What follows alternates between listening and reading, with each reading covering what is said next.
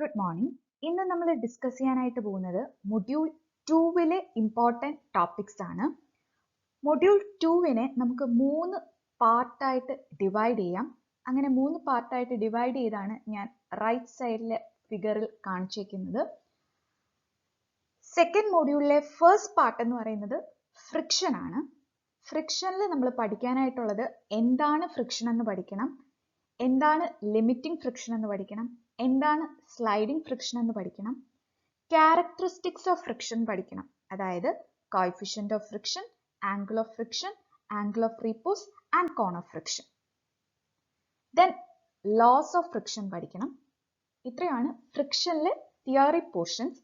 Then പ്രോബ്ലംസിലോട്ട് വരികയാണെങ്കിൽ friction in single bodies, friction in connected bodies, ladder friction, wedge friction. അപ്പോൾ ഈ 4 സെക്ഷനിൽ നിന്നുമാണ് ഫ്രിക്ഷനിൽ പ്രോബ്ലംസ് വരുന്നത്. Okay.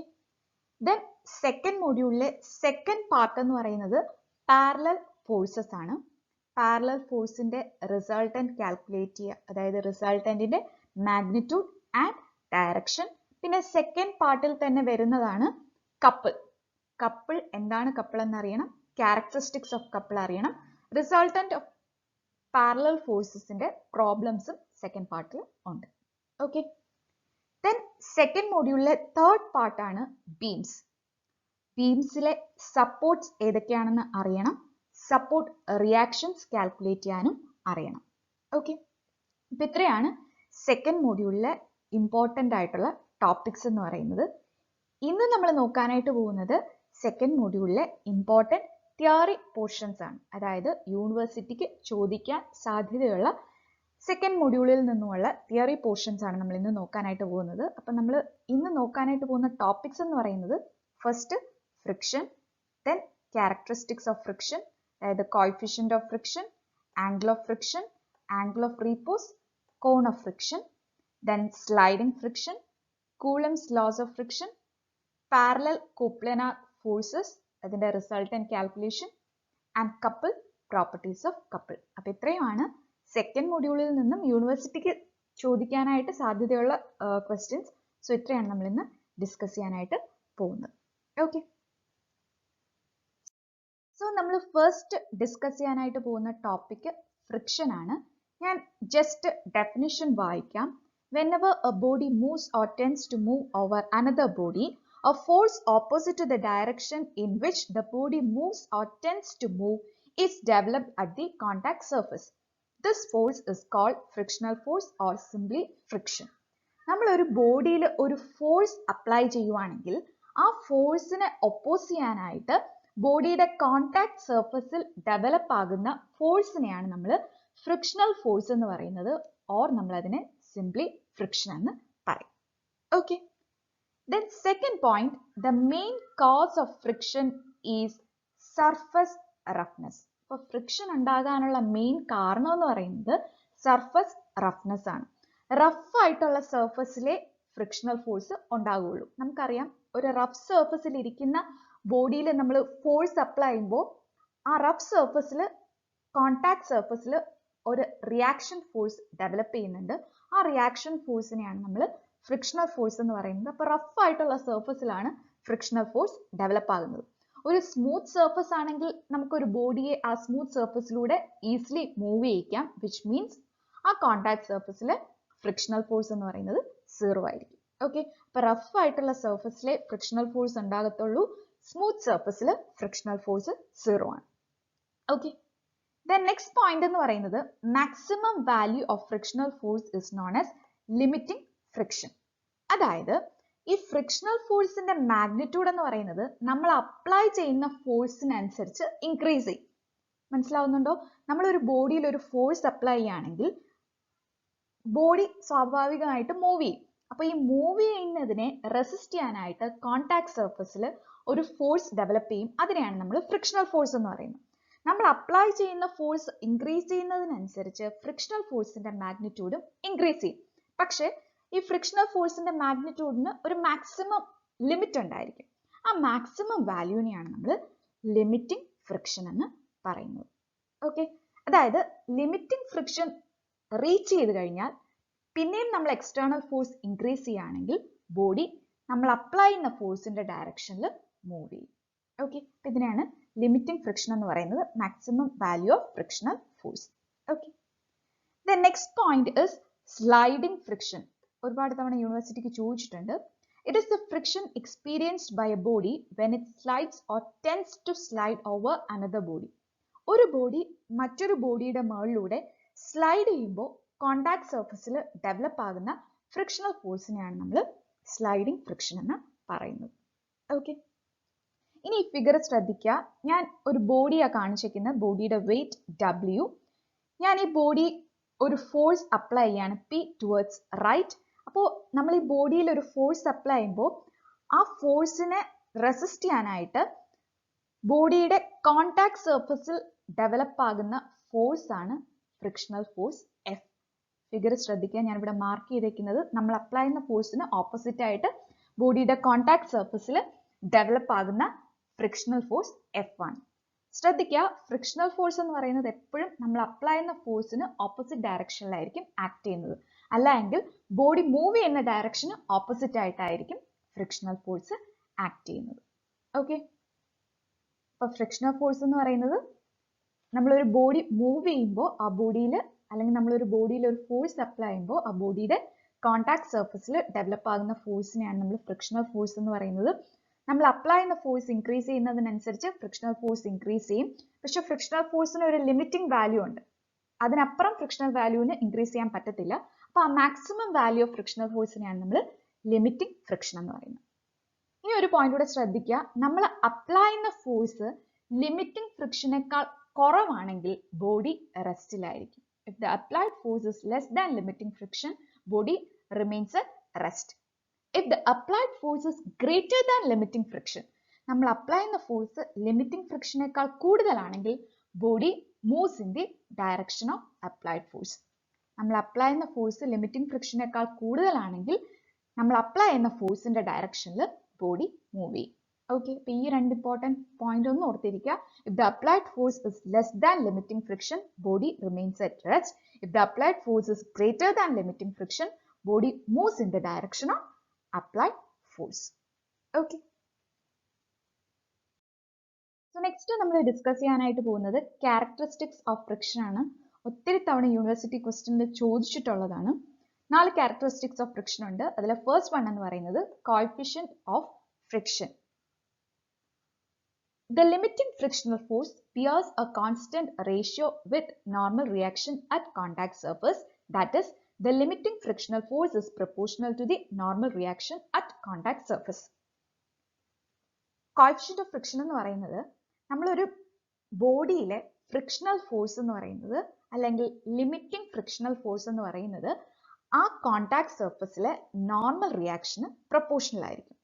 If limiting frictional force is denoted as Fmax and normal reaction is denoted as Rn, then Fmax is proportional to Rn. ഈ proportionality sign മാറ്റാനായിട്ട് നമ്മൾ ഒരു കോൺസ്റ്റന്റ് കൊണ്ട് മൾട്ടിപ്ലൈ ചെയ്യുന്നു. That is Fmax is equal to mu into Rn. This constant of proportionality mu is known as the coefficient of friction. Okay, അപ്പോൾ coefficient of friction എന്ന് പറയുന്നത് limiting frictional force normal റിയാക്ഷന് proportional ആണ്. That is Fmax is proportional to Rn. That is Fmax is equal to mu Rn. That constant of proportionality mu is known as the coefficient of friction. Or from this equation, mu is equal to frictional force divided by normal reaction at contact surface. Okay, ഇതാണ് coefficient of friction. Next നമ്മൾ discuss ചെയ്യാനായിട്ട് പോകുന്നത് angle of friction ആണ്. It is the angle between normal reaction at contact surface and resultant of normal reaction at limiting friction. Angle of friction എന്ന് പറയുന്നത് frictional ഫോഴ്സിനും ഫ്രിക്ഷണൽ ഫോഴ്സിന്റെയും നോർമൽ റിയാക്ഷന്റെയും റിസൾട്ടന്റ് നോർമൽ റിയാക്ഷനുമായിട്ട് മേക്ക് ചെയ്യുന്ന ആംഗിൾ ആണ്. അതായത് ഫിഗർ ഒന്ന് ശ്രദ്ധിക്കുക. ഫിഗറിൽ ഞാൻ ഫ്രിക്ഷണൽ ഫോഴ്സ് മാർക്ക് ചെയ്തിട്ടുണ്ട്. Fmax is equal to mu Rn. Contact സർഫസിലെ നോർമൽ റിയാക്ഷൻ മാർക്ക് ചെയ്തിട്ടുണ്ട് R. ഈ രണ്ട് ഫോഴ്സിന്റെയും റിസൾട്ടന്റ് ആണ് R എന്ന് പറയുന്നത്. നോർമൽ റിയാക്ഷന്റെയും ഫ്രിക്ഷണൽ ഫോഴ്സിന്റെയും റിസൾട്ടന്റ് നോർമൽ റിയാക്ഷനുമായിട്ട് മേക്ക് ചെയ്യുന്ന ആംഗിൾ ആണ് ഞാൻ phi എന്ന് മാർക്ക് ചെയ്തിരിക്കുന്നത്, which is known as the angle of friction. ഇനി ഈ ഫിഗറിൽ നിന്നും tan phi എടുത്തേ, എന്തായിരിക്കും tan phi? Opposite side by adjacent side, that is tan phi is equal to mu rn divided by rn. rn cancel ചെയ്യും. Finally നമുക്ക് കിട്ടുന്നതാണ് tan phi is equal to mu. Okay, അപ്പോൾ angle of ഫ്രിക്ഷനും coefficient of ഫ്രിക്ഷനും തമ്മിലുള്ള relation എന്ന് പറയുന്നത് tan phi is equal to mu or phi is equal to tan inverse mu. Okay, ഇതാണ് angle of friction. The next characteristics of friction എന്ന് പറയുന്നത് angle of repose ആണ്. It is the maximum inclination of a plane on which a body can remain at rest without applying any external load. External load ഒന്നും apply ചെയ്യാതെ എത്ര inclination വരെ ഒരു പ്ലെയിനിൽ ഒരു ബോഡിക്ക് സ്റ്റേബിൾ ആയിട്ട് നിൽക്കാമോ ആ ഇൻക്ലിനേഷനെയാണ് നമ്മൾ ആംഗിൾ ഓഫ് റീപോസ് എന്ന് പറയുന്നത്. It is denoted by alpha. ഈ ഫിഗർ ഒന്ന് ശ്രദ്ധിക്കുക. ഈ ആൽഫ ഇൻക്ലിനേഷൻ വരെ ഈ ബോഡിക്ക്, ഈ ഫിഗറിൽ തന്നിരിക്കുന്ന ബോഡിക്ക് റെസ്റ്റിൽ തന്നെ റിമെയിൻ ചെയ്യാനായിട്ട് പറ്റും without any external force. That angle of inclination alpha is known as the angle of repose. ഇനി ആംഗിൾ ഓഫ് റീപോസും ആംഗിൾ ഓഫ് ഫ്രിക്ഷനും തമ്മിലുള്ള റിലേഷൻ എന്ന് പറയുന്നത് alpha is equal to phi ആണ്. ഇതെങ്ങനെ വന്നു എന്ന് നെക്സ്റ്റ് സ്ലൈഡിൽ നമ്മൾ എക്സ്പ്ലെയിൻ ചെയ്യും. Okay, then next characteristics of friction എന്ന് പറയുന്നത് കോൺ ഓഫ് ഫ്രിക്ഷൻ ആണ്. സോ ഞാൻ കോൺ ഓഫ് ഫ്രിക്ഷന്റെ definition ഒന്ന് വായിക്കാം. When the direction of external force is gradually changed through 360 degree, the resultant R generates a right circular cone with semi-cone angle equal to phi. This cone is called cone of friction.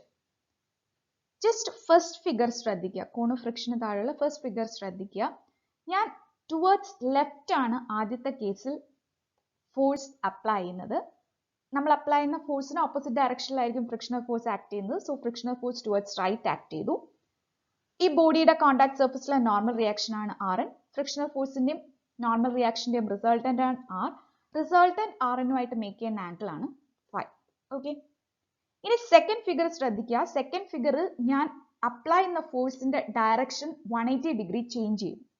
ഞാനിപ്പോൾ force P towards right ആണ് act ചെയ്യുന്നത്. അങ്ങനെയാണെങ്കിൽ frictional force towards left ആയിരിക്കില്ലേ? Contact സർഫസിലെ normal റിയാക്ഷന് change ഒന്നുമില്ല. നോർമൽ റിയാക്ഷന്റെയും ഫ്രിക്ഷണൽ ഫോഴ്സിന്റെയും റിസൾട്ടന്റ് R ആണ്. റിസൾട്ടന്റിന്റെ ഡയറക്ഷൻ ചേഞ്ച് ചെയ്തു, but angle between resultant and normal reaction phi remains unchanged. Clear ആയോ?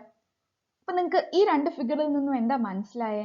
ഞാൻ അപ്ലൈ ചെയ്ത ഫോഴ്സിന്റെ ഡയറക്ഷൻ ചേഞ്ച് ചെയ്തപ്പോൾ റിസൾട്ടന്റിന്റെ ഡയറക്ഷൻ ചേഞ്ച് ആവുന്നുണ്ട്, പക്ഷെ റിസൾട്ടന്റും നോർമൽ റിയാക്ഷനുമായിട്ടുള്ള angle phi remains same.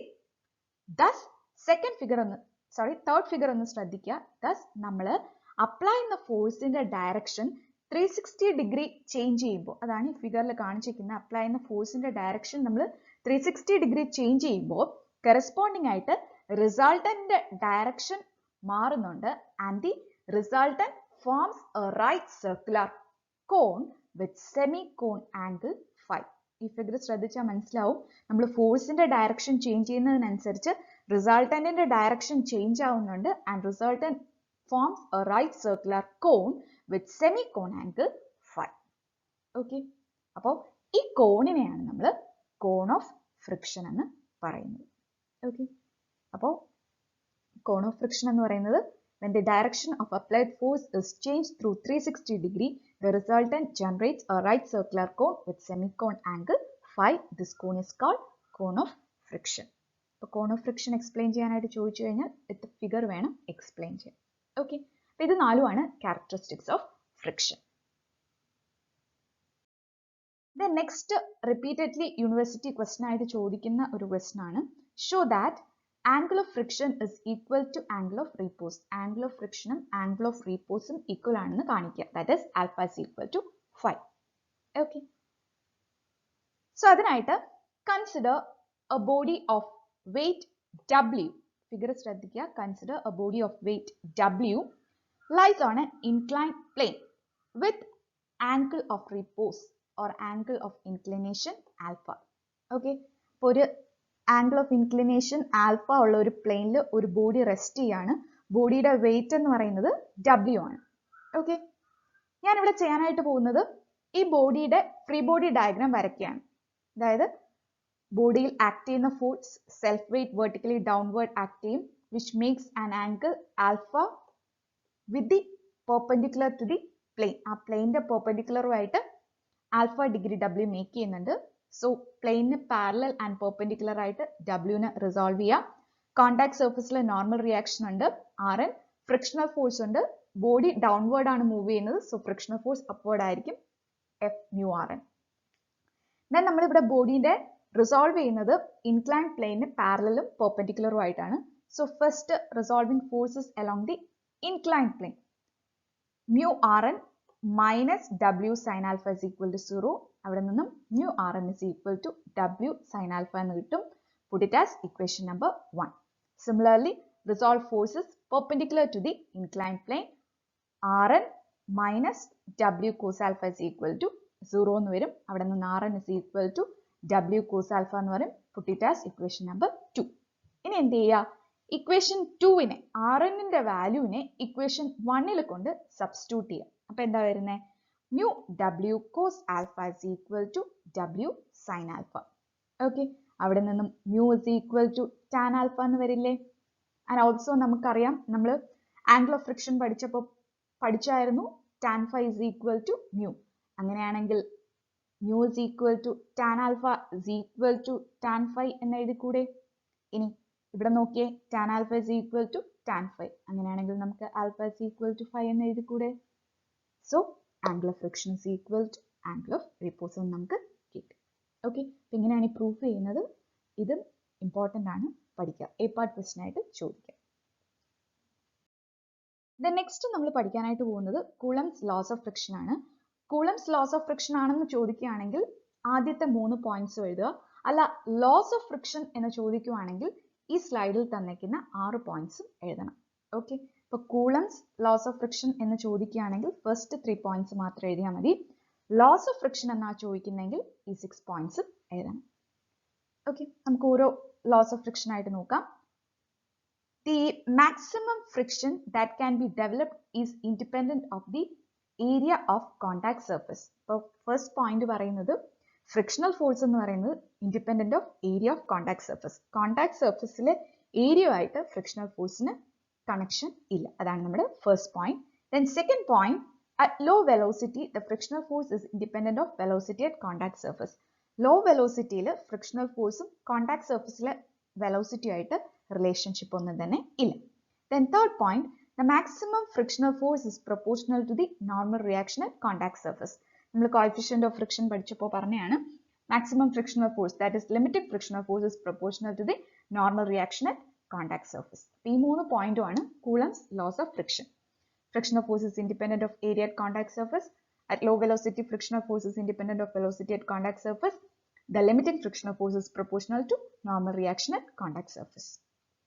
Then next നമ്മൾ നോക്കാനായിട്ട് പോകുന്നത് other laws of friction ആണ്. So അതിലെ first point നോക്കാം. The force of friction always acts in a direction opposite to the direction in which the body moves or tends to move. അപ്പോൾ frictional force എപ്പോഴും body ഏത് ഡയറക്ഷനിലാണോ move ചെയ്യുന്നത് അതിന്റെ opposite ഡയറക്ഷനിലായിരിക്കും act ചെയ്യുന്നത്. Okay. The next point, till the limiting value is reached, the magnitude of friction is equal to the external force which tends to move the body. Frictional force maximum എത്തുന്നത് വരെ, അതായത് limiting friction എത്തുന്നിടം വരെ frictional ഫോഴ്സിന്റെ magnitude എന്ന് പറയുന്നത് നമ്മൾ apply ചെയ്യുന്ന ഫോഴ്സിന്റെ മാഗ്നിറ്റ്യൂഡിന് ഈക്വൽ ആയിരിക്കും. Then last point, the force of friction depends on surface roughness. Frictional force എപ്പോഴും സർഫസ് റഫ്നെസ്സിനെ ഡിപ്പെൻഡ് ചെയ്തിരിക്കും. സ്മൂത്ത് സർഫസ് ആണെങ്കിൽ ഫ്രിക്ഷണൽ ഫോഴ്സ് 0 ആയിരിക്കും. ഓക്കെ, അപ്പോൾ ഈ 6 പോയിന്റ്സും ആണ് laws of friction. First 3 points Coulomb's laws of friction. Okay, ഇതും ഇമ്പോർട്ടൻ്റ് ആണ്, ഒത്തിരി തവണ ചോദിച്ചിട്ടുണ്ട്. സോ നെക്സ്റ്റ് നമ്മൾ നോക്കാനായിട്ട് പോകുന്നത് പാരലൽ കോപ്ലാനാർ ഫോഴ്സസ് ആണ്. ഓൾറെഡി പാരലൽ ഫോഴ്സസ് എന്താണ്, കോപ്ലാനാർ ഫോഴ്സസ് എന്താണ് നമ്മൾ ഫസ്റ്റ് മൊഡ്യൂളിൽ റിവിഷൻ എക്സ്പ്ലെയിൻ ചെയ്തതാണ്.